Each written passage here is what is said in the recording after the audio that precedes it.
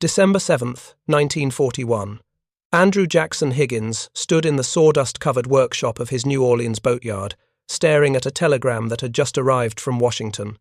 The message was brief, almost dismissive. The United States Navy's Bureau of Ships had rejected his latest landing craft design.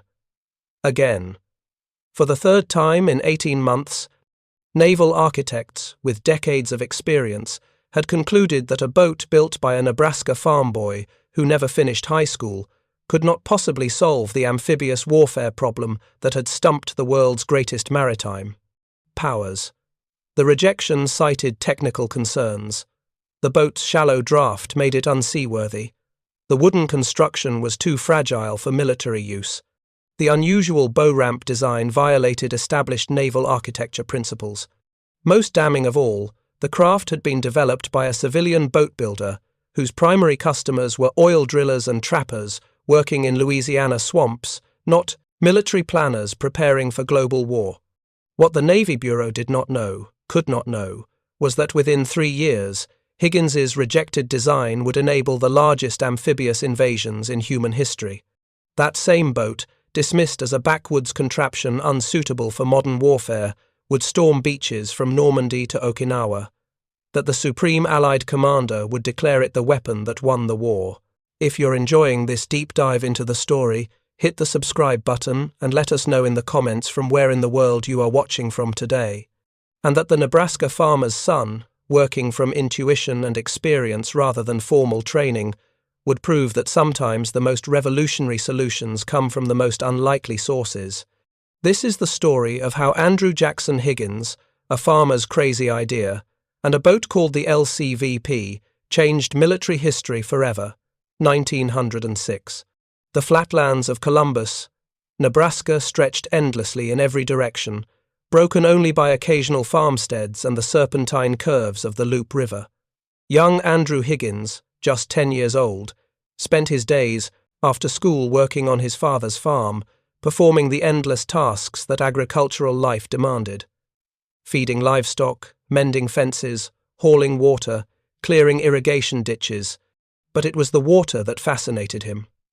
The Loup River, shallow and treacherous, with sandbars that shifted after every storm, presented constant challenges to farmers trying to move equipment and supplies. Conventional boats with deep keels grounded constantly on these hidden obstacles. Farmers would pole flat-bottom skiffs across the shallows, but these crude craft capsized easily and could carry little cargo. Young Higgins watched his father and neighbours struggle with this problem year after year. He observed how the river's current created eddies behind sandbars. He noted how certain boat designs caught on underwater obstacles, while others slid over them. He saw that the farmers who succeeded in navigating the river used boats with particular characteristics: flat bottoms, shallow drafts, and reinforced bows that could bump over submerged logs without catastrophic damage. These observations, made by a child too young to understand their significance, would shape the most important naval innovation of the 20th century. But that future was decades away. First came years of failure, rejection, and stubborn determination that nearly destroyed Higgins before it vindicated him. Higgins left school after 8th grade, a common pattern for farm children in early 20th century America. His formal education ended, but his practical education was just beginning. He worked a series of jobs that exposed him to boats and water in various contexts. He crewed on lumber schooners operating on the Great Lakes, learning how wooden vessels were constructed and how they handled in rough water. He worked in a sawmill, understanding wood as a material, its strengths and weaknesses, how different species behaved under stress. By his early 20s, Higgins had moved to Mobile, Alabama, where he worked in a shipyard building small commercial vessels. The Gulf Coast shipbuilding industry operated on principles established over centuries of maritime tradition: deep keels for stability, heavy construction for durability, designs that prioritized seaworthiness over shallow water capability. These principles produced excellent ocean-going vessels, but they were utterly unsuited for the shallow coastal waters and inland waterways of the Gulf region. In 1922, at age 36, Higgins moved to New Orleans and established Higgins Industries, a small boatyard specializing in shallow draft vessels for commercial customers. His primary clients were oil exploration companies operating in the Louisiana bayous, timber companies harvesting cypress from swamps, and trappers working the coastal marshes. These customers needed boats that could operate in water measured in inches rather than feet, that could navigate through vegetation-choked channels, that could be beached and relaunched repeatedly without damage. Higgins developed a boat design that incorporated everything he had learned from his Nebraska childhood and his years working on various watercraft. The hull was flat-bottomed with a tunnel stern that protected the propeller, allowing operation in water as shallow as 18 inches. The bow was reinforced with heavy planking that could smash through floating logs and submerged debris. The construction used marine plywood, lighter and stronger than traditional plank construction. Most importantly, the design featured a unique hull shape that allowed the boat to ride up and over obstacles, rather than catching on them. The boat was ugly by conventional standards. It looked like a rectangular box with a pointed front, lacking the graceful curves that characterized traditional small craft. Naval architects who saw Higgins's designs were openly contemptuous. One Navy captain, reviewing an early Higgins submission in the 1930s, wrote in his evaluation report that the craft appears to have been designed by someone unfamiliar with basic principles of marine architecture. But the boats worked. Oil drillers used them to reach remote drilling sites in swamps where no other boat could go. Trappers operated them in water so shallow that propeller strikes against bottom mud were routine occurrences, yet the protected tunnel stern kept the propeller functional. Timber companies hauled logs through vegetation so thick it would have snagged and capsized conventional boats. The Higgins boat design dominated the shallow water commercial market along the Gulf Coast because it solved problems that traditional designs could not address. Higgins himself was a difficult personality. He was loud, profane, combative, and absolutely convinced of his own rightness. He fought constantly with customers over specifications, with suppliers over materials, with employees over production methods. He sued competitors and was sued in return. He made and lost fortunes with equal rapidity. His boatyard employed African American workers alongside white workers at a time when such integration was rare and controversial in the Deep South, not from progressive political conviction, but from practical recognition that skilled workers were valuable regardless of race. His personality alienated many potential supporters, but it also gave him the stubborn determination to persist in the face of repeated rejection. When the United States Marine Corps issued a request for landing craft designs in 1937, Higgins submitted a proposal based on his commercial swamp boat. The Marines, preparing for potential amphibious operations in the Pacific, needed craft that could cross coral reefs in shallow water and deliver troops directly onto beaches.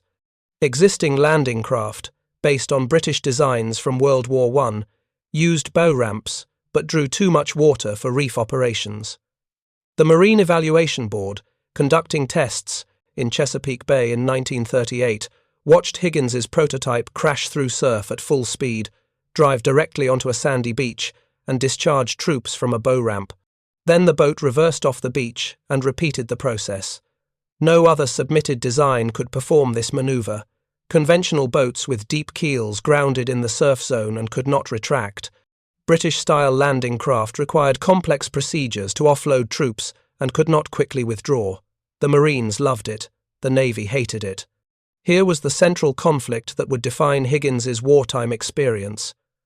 The Marine Corps, which would actually use landing craft in combat, recognized revolutionary capability. The Navy Bureau of Ships, which controlled procurement and design approval, saw an uneducated boatbuilder threatening established procedures and offending their professional dignity. Navy officers pointed to legitimate concerns. The shallow draft made Higgins' boats less stable in rough, open ocean. The flat bottom produced an uncomfortable ride in heavy seas. The wooden construction required more maintenance than steel vessels. The design came from a civilian with no formal naval architecture training. The Bureau recommended against adoption, suggesting instead that traditional naval architects develop improved versions of existing landing craft types. The Marines, under the leadership of officers like Lieutenant Colonel Victor Krulak and Major Ernest Linsert fought back. They argued that the Higgins design, while unconventional, solved the specific problem of reef and beach assault better than any alternative. They pointed to successful test results. They emphasized that American amphibious doctrine required craft capable of operations that no existing design could perform. The debate continued for 3 years, from 1938 through 1941, while war clouds gathered over both oceans. Japan invaded China, Germany conquered Poland, France, and most of Western Europe. Britain fought desperately to maintain its island fortress against Nazi invasion. The United States, officially neutral but increasingly involved in supporting Allied powers, began emergency military expansion. The possibility of American entry into global conflict grew more likely with each passing month.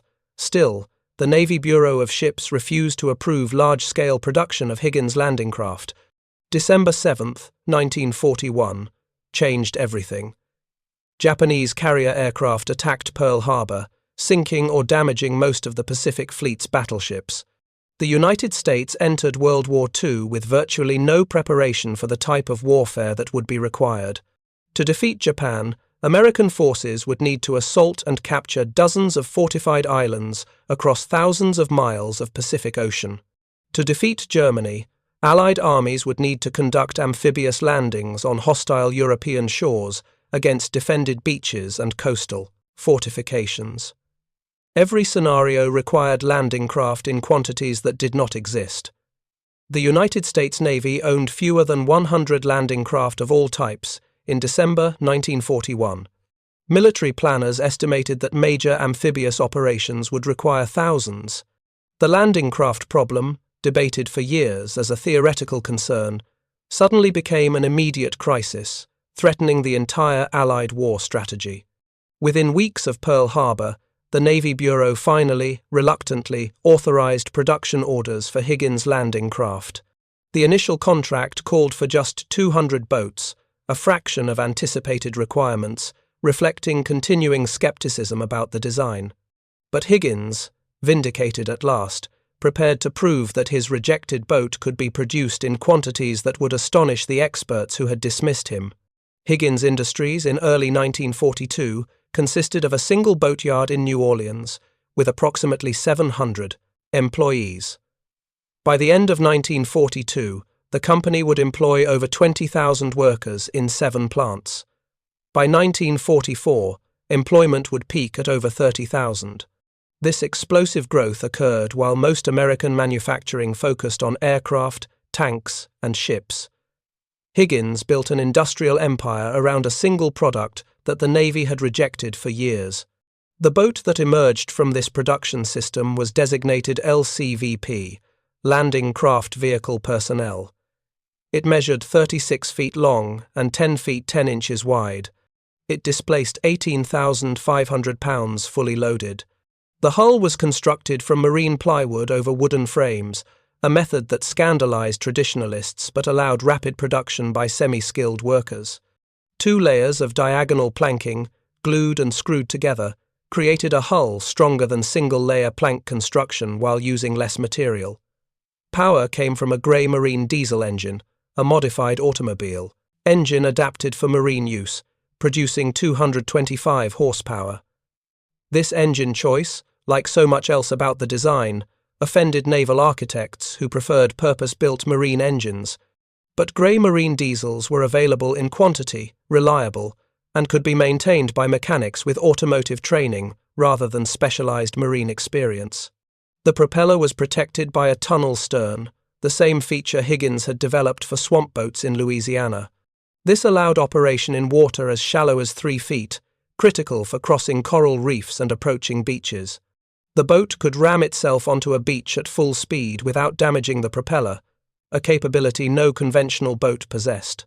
The bow featured a steel ramp that lowered hydraulically, allowing rapid disembarkation of troops or cargo.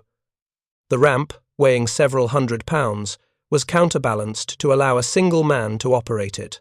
When raised, the ramp formed the boat's bow, a flat, vertical surface that drove through waves rather than riding over them. This produced a wet, uncomfortable ride in rough seas, validating Navy concerns, but it also meant the boat could deliver its cargo directly onto beaches without requiring troops to wade through deep surf under fire. Capacity was 36 combat-loaded infantrymen, or 8,000 pounds of cargo, or a single jeep with trailer, or a 75mm howitzer with crew and ammunition. Loading was accomplished over the bow ramp at docks or beaches. The boat's flat bottom allowed it to beach anywhere without concern for keel damage. Troops could load, the boat would reverse off the beach, make its run to the assault beach, lower the ramp, and discharge its cargo in seconds. Speed was 12 knots maximum, about 14 miles per hour. This was slow by naval standards, but adequate for short-range assault operations. Range was approximately 110 nautical miles at maximum speed, sufficient for ship-to-shore runs from transport vessels anchored offshore. The boats were never intended for long voyages. They were assault craft designed for a specific mission profile: load troops from ships offshore, run to the beach, discharge troops, return to ships, repeat until the assault force was ashore. The design was simple enough that boatyards with minimal experience could produce it. Higgins licensed the design to numerous other manufacturers. Eventually, more than 20 different companies across the United States built LCVPs. Most were small boatyards that had never handled military contracts. They learned from Higgins engineers who traveled to their facilities, set up production lines, trained workers, and supervised initial production runs. Within months, boatyards from Seattle to Miami were turning out landing craft by the dozens. Production numbers tell the story of American industrial mobilization. In 1942, manufacturers built approximately 2,000 LCVPs. In 1943, production exceeded 10,000 boats. By the end of World War II, total LCVP production reached 23,358 units. This from a design the Navy had repeatedly rejected as unsuitable for military use. But numbers meant nothing without testing in actual combat conditions. The first major American amphibious operation of World War II would validate or destroy Higgins's unconventional design under the most demanding possible circumstances. Combat against a determined enemy on hostile shores where failure meant catastrophic casualties and potentially decisive strategic defeat. August 7, 1942. Guadalcanal, Solomon Islands. At 0610 hours, the first wave of United States Marines approached the beaches of Guadalcanal and Tulagi Islands in the first American offensive operation of World War II. 19,000 Marines loaded aboard transport ships offshore would conduct an assault landing against Japanese forces occupying these strategic islands. The operation would test American amphibious doctrine, marine training, and most critically, the landing craft that would deliver assault troops to the beaches. The Marines loaded into LCVPs at first light, climbing down cargo nets from transport ships into the small craft bobbing in the gentle swell. Each boat received its load of 36 men, heavily burdened with weapons, ammunition, and equipment. The boats formed assault waves, groups of craft that would hit the beach simultaneously to overwhelm defenders with concentrated force. Coxswains, the enlisted men who piloted the LCVPs, were mostly teenagers with a few weeks of training. Many had never seen the ocean before joining the Navy. The boats churned toward shore, diesel engines roaring, bow ramps raised to protect troops from any defensive fire. Japanese resistance at the initial landing beaches proved lighter than expected. Most Japanese forces were concentrated at the airfield construction site inland from the beaches. But the landing craft faced their first real test. Coral reefs extending hundreds of yards offshore, surf breaking over hidden rocks, beaches of coarse volcanic sand rather than the smooth sand used in training exercises. The LCVPs crashed through the surf line at full speed, exactly as designed. Coxswains drove their boats directly onto the beaches, dropped the bow ramps, and Marines poured out into knee-deep water or directly onto dry sand, depending on how far up the beach each boat reached. The boats reversed engines, backed off the beaches, and returned to the transport ships for more troops. The cycle repeated throughout the morning. Within hours, thousands of Marines were ashore with their equipment, supplies, and supporting weapons. The operation was not flawless. Some boats grounded on coral reefs that charts had not shown. If you find this story engaging, please take a moment to subscribe and enable notifications. It helps us continue producing in-depth content like this. Several coxswains, disoriented in poor visibility, landed troops at wrong beaches.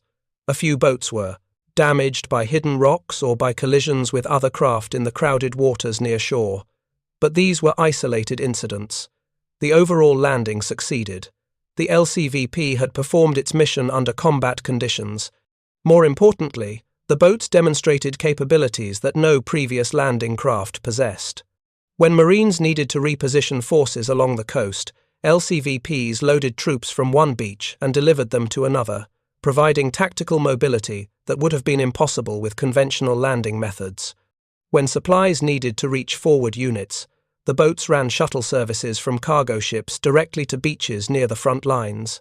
When wounded Marines required evacuation, LCVPs carried them from beach aid stations back to hospital ships offshore. The Guadalcanal campaign stretched across 6 months of brutal jungle fighting. Marines held a narrow perimeter around the captured airfield, while Japanese forces launched repeated counterattacks and attempted land reinforcements. Throughout this period, LCVPs provided the logistical lifeline that kept American forces supplied with ammunition, food, medical supplies, and replacements. Naval officers who had opposed the Higgins design watched as these supposedly inadequate boats performed missions day after day under combat conditions that would have destroyed more delicate craft. After action, reports from Guadalcanal praised the landing craft's reliability, simplicity, and versatility. Marine commanders noted that the boats could be beached repeatedly without damage, operated by minimally trained crews, and maintained with basic tools. They could function in conditions that would have made operations impossible for deeper draft vessels.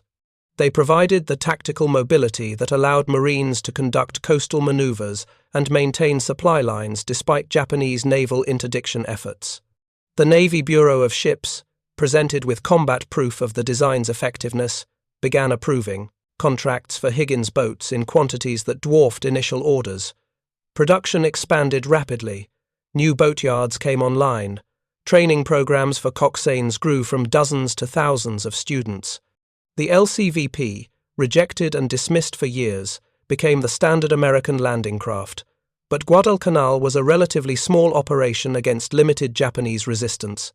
The true test would come in subsequent campaigns, where American forces would conduct massive opposed landings against heavily fortified positions defended by tens of thousands of troops prepared to fight to the death. These operations would push the LCVP and its crews to absolute limits. November 20, 1943, Tarawa Atoll, Gilbert Islands. The 2nd Marine Division prepared to assault Betio Island, a tiny coral atoll measuring just 2 miles long and 800 yards wide at its widest point. Japanese forces had fortified Betio with concrete pillboxes, steel-reinforced bunkers, coastal artillery, and over 4,500 combat troops protected by some of the most formidable defensive works constructed in the Pacific War. American intelligence estimated that Japanese defenses could withstand sustained bombardment and that assault forces would face determined resistance. What intelligence failed to identify was the coral reef surrounding Betio, a barrier of living coral that extended up to 800 yards offshore in some areas. At high tide, the reef was covered by 3 to 5 feet of water, enough for LCVPs to cross. At low tide, the reef was exposed or covered by only inches of water, impassable for any boat with conventional draft. The American battle plan assumed high tide would allow landing craft to cross the reef and deliver troops directly to beaches. This assumption proved catastrophically wrong. The assault began at 09:10 hours on November 20th. The first wave of Marines loaded into LCVPs and made their run toward shore. As the boats approached the reef line, coxswains realized with growing horror that the tide was far lower than predicted. The reef was exposed or barely covered. Boats that attempted to cross grounded on coral, their propellers churning uselessly in shallow water. Only a few dozen LVTs, tracked amphibious vehicles that could crawl across the reef made it to the beaches with the first wave. Hundreds of Marines found themselves stranded on grounded landing craft hundreds of yards from shore. They had no choice but to wade through chest-deep water under withering Japanese fire. Machine guns swept the lagoon. Mortars and artillery targeted the struggling columns of men. Marines died by the dozens, shot down before they could reach the beaches. The lagoon ran red with blood. Bodies floated among the coral heads. The assault teetered on the edge of catastrophic failure. But even in this disaster, some LCVPs proved their worth. Coxswains with exceptional skill or luck found channels through the reef where water depth allowed passage. They delivered their troops to the beaches and returned for more loads. Other coxswains, unable to cross the reef, ferried Marines from offshore transports to the reef edge, where troops transferred to the few LVTs still operational. Still other boats evacuated wounded Marines from the reef and beaches, running the gauntlet of Japanese fire to carry shattered men back to hospital ships. The Tarawa assault eventually succeeded, but at horrific cost. Over 3,000 Marines were killed or wounded in 76 hours of fighting. The reef problem dominated after action analysis. Critics argued that better reconnaissance would have identified the reef danger. Others blamed inadequate naval gunfire preparation. Some called for new types of landing craft that could cross reefs. But beneath all these criticisms lay a fundamental recognition. The LCVP had performed exactly as designed in conditions where conventional boats would have been completely useless. The boats that found channels through the reef delivered troops successfully. The boats that evacuated wounded saved lives that would have been lost without their shallow draft capability. The problem was not the landing craft design, but the failure to identify reef conditions and plan accordingly. Subsequent operations incorporated reef reconnaissance using underwater demolition teams. Modified battle plans included LVTs to carry troops across reefs, while LCVPs handled ship-to-reef transport. The LCVP remained the primary assault craft, but it was now employed as part of a coordinated system rather than as a sole solution. June 6, 1944. Normandy, France. The largest amphibious invasion in human history unfolded along 50 miles of French coastline. 5 infantry divisions, 2 American, 2 British, 1 Canadian, plus specialized armor and support units, more than 150,000 men, would assault Hitler's Atlantic Wall in a single day. The operation required landing craft in numbers that would have been unimaginable just 2 years earlier. Over 5,000 vessels of all types participated, including approximately 1,600 LCVPs. The American sector consisted of 2 beaches, Utah and Omaha. Utah Beach, on the eastern Cotentin Peninsula, presented relatively favorable terrain. Gentle slopes, soft sand, modest German fortifications. The assault troops were veteran 4th Infantry Division soldiers who landed with minimal casualties and quickly pushed inland. LCVPs delivered troops efficiently. The shallow draft allowed boats to approach close to shore even at low tide. Troops waded through shallow water and crossed the beach with acceptable losses. Omaha Beach was different. A crescent of coarse sand and shingle backed by 100-foot bluffs, the beach was overlooked by German positions that had perfect fields of fire across the entire landing area. German defenders of the 352nd Infantry Division, well-trained and equipped, manned concrete bunkers, pillboxes, and trench systems. The beach was mined and obstructed with steel obstacles designed to destroy landing craft and channel attackers into killing zones.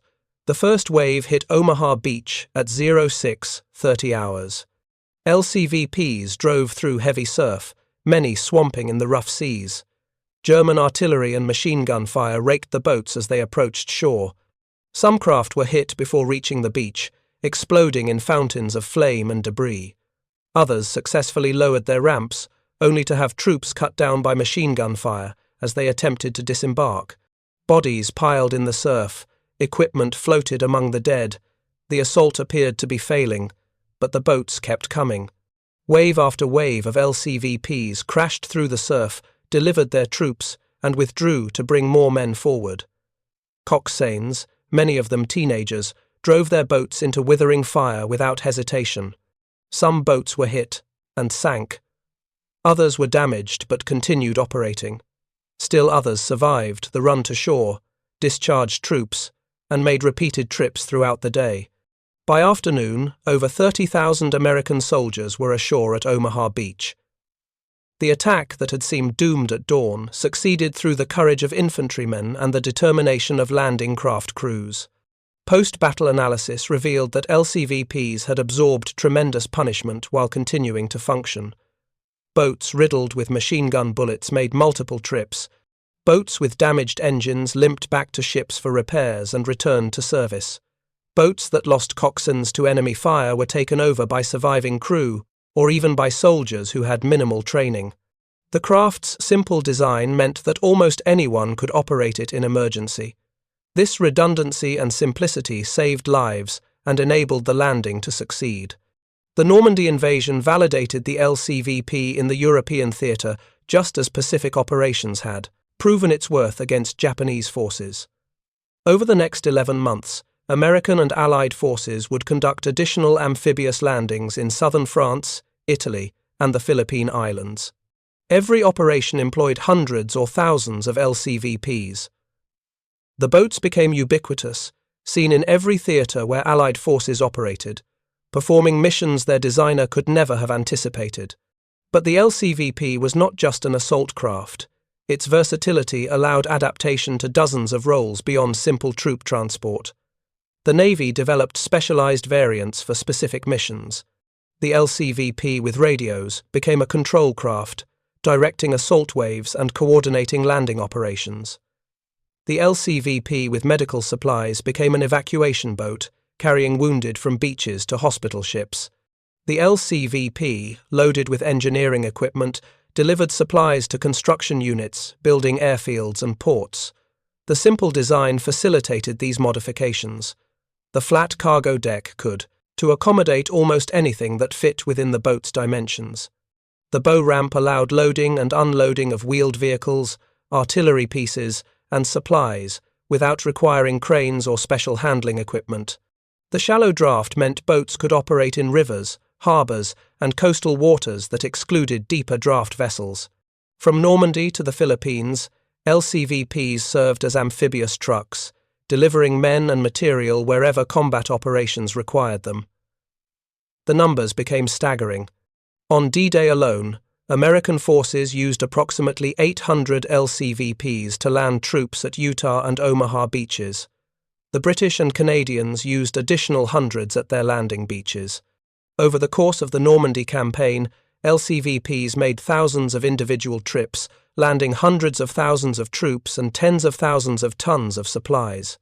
Similar statistics applied to every major amphibious operation: Tarawa, Saipan, Guam, Peleliu, Iwo Jima, Okinawa. Each operation consumed hundreds of boats operating continuously under combat conditions. The casualty rate among landing craft crews received little attention during the war. These sailors were not frontline infantry. They did not storm enemy positions or engage in direct combat except when their boats came under fire during assault landings. But their losses were significant. Coxswains and boat crews were killed by enemy fire, drowned when boats sank, injured in accidents and collisions. The Navy awarded combat decorations to landing craft crews who displayed exceptional courage under fire. Some coxswains made dozens of assault landings during their service, each time running their boats directly into enemy fire to deliver troops to hostile beaches. The African-American contribution to LCVP operations deserves particular recognition.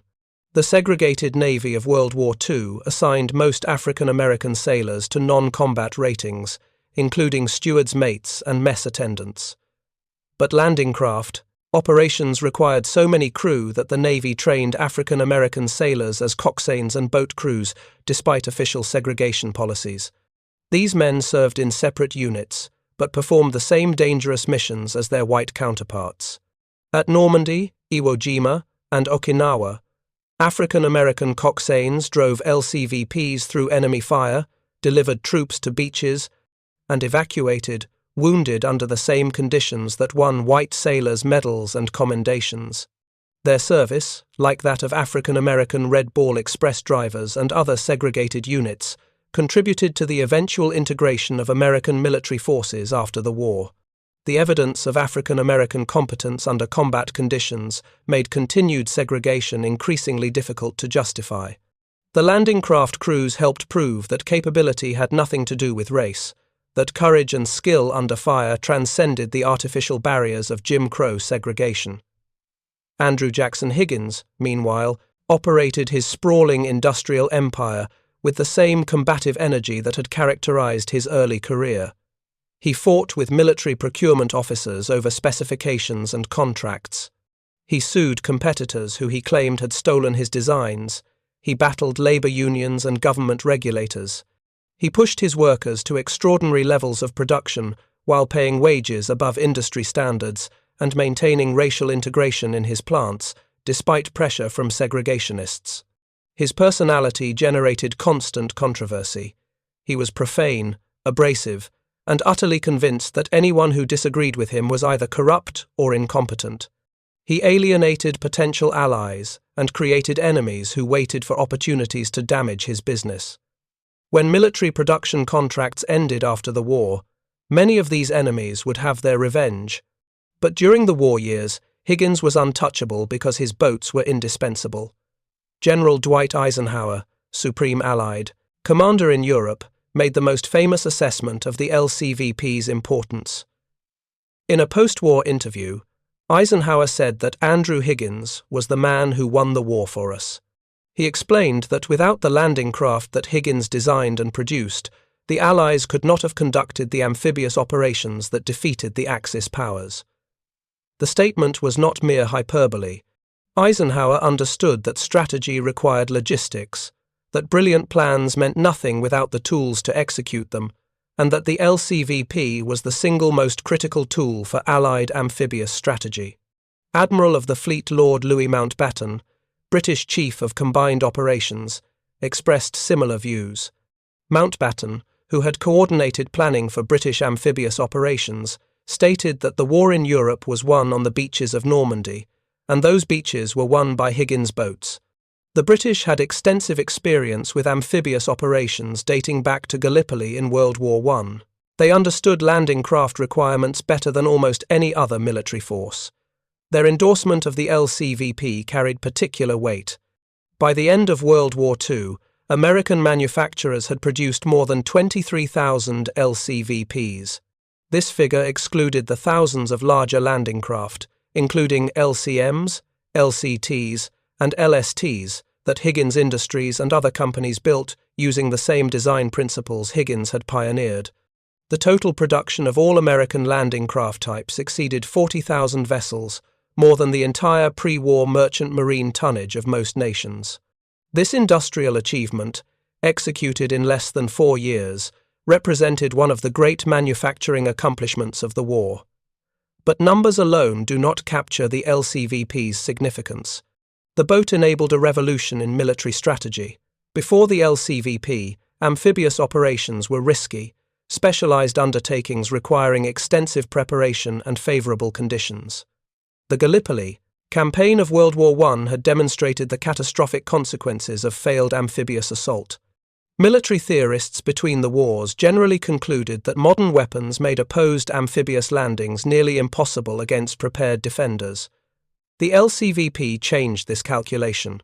With landing craft capable of delivering troops directly onto beaches in large numbers, amphibious operations became feasible even against fortified positions. This capability allowed Allied strategists to plan operations that would have been unthinkable just a few years earlier. The entire Pacific Island hopping campaign depended on the ability to conduct amphibious assaults. The invasion of North Africa, Sicily, Italy, and France all required landing craft in massive numbers. Without the LCVP and related designs, Allied strategy would have been fundamentally constrained. The boat's influence extended beyond World War II. Post-war American landing craft design derived directly from Higgins' principles. The landing craft used in Korea, Vietnam, and subsequent conflicts were evolutionary improvements on the basic LCVP concept. Modern amphibious warfare doctrine, including the Marine Expeditionary Unit System and Navy Marine Corps amphibious ready groups, assumes the availability of landing craft capable of shore-to-shore and ship-to-shore operations. These capabilities trace back to the innovations Andrew Higgins pioneered in Louisiana swamps before the war. After World War II ended in August 1945, military production contracts evaporated. Higgins Industries, which had employed over 30,000 workers and operated 7 major plants, saw orders cancelled within weeks of Japan's surrender. The company had been tooled entirely for military production. Conversion to civilian manufacturing required capital investment that Higgins could not secure.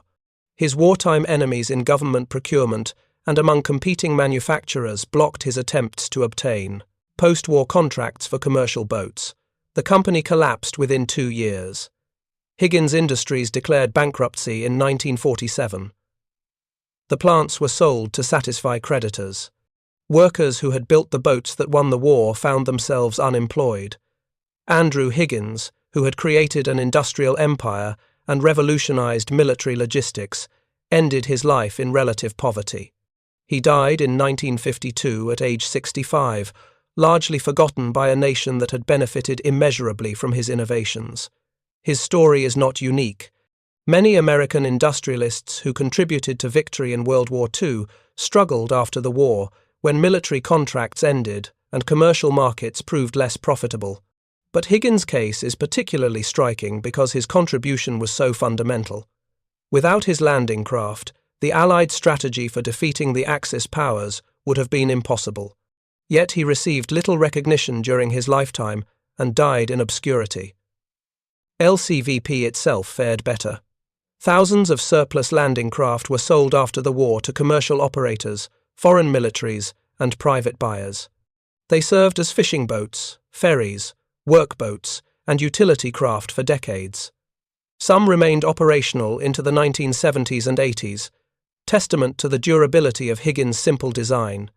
Museums and private collectors have preserved dozens of restored LCVPs. These boats appear regularly at commemorative events and historical displays. The National World War II Museum in New Orleans, built in the city where Higgins operated his wartime boatyards, features the Higgins Industries story prominently. Visitors can tour a restored LCVP, examine the manufacturing techniques, and learn about the workers who built these craft. The museum preserves Andrew Higgins' legacy and educates new generations about the unglamorous but essential industrial mobilization that enabled American military success.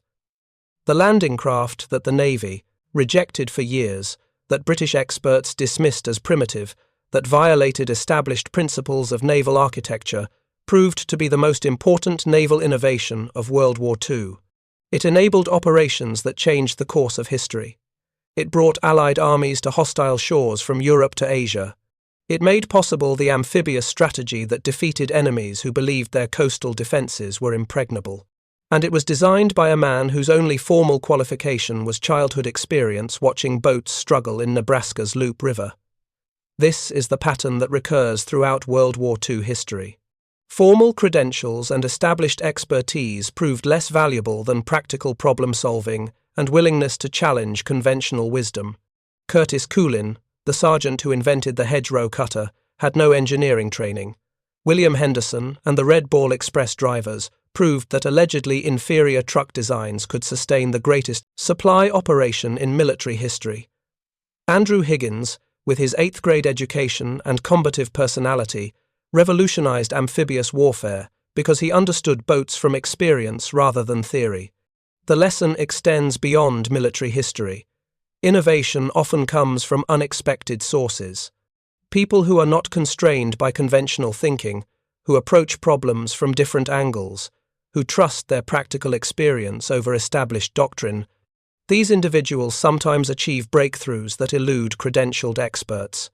The challenge for organizations is creating systems that recognize good ideas regardless of their source, that allow testing of unconventional approaches, that implement successful innovations rapidly despite bureaucratic resistance. The United States military in World War II for all its flaws and inefficiencies, proved remarkably capable of this kind of adaptation. When Higgins demonstrated that his landing craft worked, the Navy overcame its institutional resistance and ordered massive production. When combat operations revealed weaknesses in the design, modifications were implemented rapidly. When new missions required specialized variants, engineers developed them and put them into production within months. This organizational flexibility, as much as industrial capacity or individual innovation, enabled American military success. The LCVP exemplifies another crucial principle. Adequacy in massive quantities often trumps excellence in limited numbers. The Higgins boat was never the best landing craft by any single measure. British designers produced landing craft with better seaworthiness. German engineers designed amphibious vehicles with superior performance. Soviet designers developed specialized assault craft with unique capabilities. But none of these designs could be produced in the quantities required for global operations. The LCVP succeeded because it was good enough to deliver troops to beaches, under combat conditions, good enough to be built by semi-skilled workers in boatyards across America, good enough to be maintained with basic tools by minimally trained mechanics, good enough to absorb battle damage and continue functioning. And because it was good enough, it could be produced by the thousands, deployed across every theater of operations, and employed in missions its designer never anticipated. This concept of good enough challenges modern tendencies toward perfectionism and optimization. Contemporary weapons systems often emphasize maximum performance, incorporating cutting-edge technology, requiring years of development and testing. These systems may perform spectacularly in ideal conditions, but prove difficult to produce, maintain, and operate under combat stress. The LCVP represents an alternative philosophy, designed for adequacy and mass production rather than optimal performance. Prioritize reliability over sophistication. Accept limitations in some areas to maximize availability and flexibility. The debate continues in modern military procurement. Advocates of high-technology weapons argue that superior performance justifies higher costs and smaller quantities. Advocates of simpler, more numerous systems point to historical examples like the LCVP and Sherman tank as evidence that mass production of adequate equipment enables victory. The truth likely lies somewhere between these extremes, with the optimal balance varying depending on specific requirements and circumstances. What is beyond debate is that Andrew Higgins' wooden boat, rejected by experts and built in a New Orleans boatyard, changed the course of World War II. It enabled amphibious operations that broke Nazi Germany's grip on Europe and Imperial Japan's control of the Pacific. It delivered millions of Allied soldiers to hostile shores across the globe. It provided the capability that made Allied victory possible within the time frame that actually occurred. Without the LCVP, the Allies would still have likely defeated the Axis powers. American industrial capacity, Soviet manpower, and British determination would eventually have prevailed. But the war would have lasted longer. More soldiers would have died. The atomic bomb might have been used against Germany as well as Japan. The post-war world would have been shaped by different circumstances. The farmer's crazy idea, dismissed and rejected for years, proved decisive when it finally received the opportunity to demonstrate its worth. On that December morning in 1941, when Andrew Jackson Higgins received yet another rejection from Navy procurement officers, he could not know that history would vindicate him. He could not foresee that his boat would storm beaches from Normandy to Okinawa. He could not imagine that the Supreme Allied Commander would credit him with winning the war. He knew only that his design worked, that it solved the problems that stumped conventional naval architects, and that if given the chance, he could produce these boats in quantities that would enable any amphibious operation military planners could conceive. He was right. The Navy was wrong. The experts were wrong. The Nebraska farmer's son, who never finished high school, who learned about boats by watching them struggle in shallow rivers, who built his first successful designs for trappers and oil drillers working in Louisiana swamps, understood something that the best educated naval architects in the world had missed. He understood that the best boat for amphibious assault was not the one with the most elegant lines or the most sophisticated engineering. It was the one that could deliver troops to beaches reliably, be produced in massive quantities, and be operated by ordinary sailors with minimal training. That understanding, born of practical experience and tested through years of rejection and persistence, created the weapon that made modern amphibious warfare possible. The landing craft, vehicle personnel, the Higgins boat, the LCVP. The most important vessel most people have never heard of. The boat that changed military history because one farmer's son refused to accept that experts knew better than experience. Thank you for watching. For more detailed historical breakdowns, check out the other videos on your screen now and don't forget to subscribe.